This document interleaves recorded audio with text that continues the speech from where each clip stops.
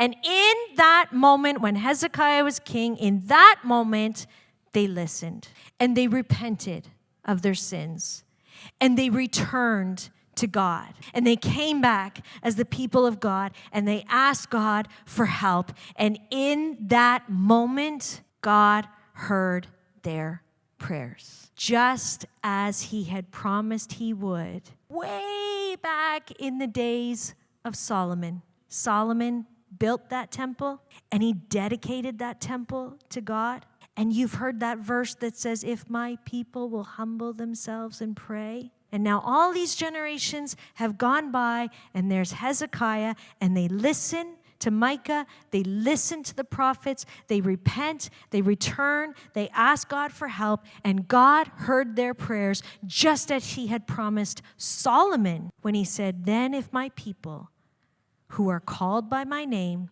will humble themselves and pray and seek my face and turn from their wicked ways, I will hear from heaven and I will forgive their sins and I will restore their land. That is the promise that God had made to Solomon. And several kings later, several generations later, that promise still held true.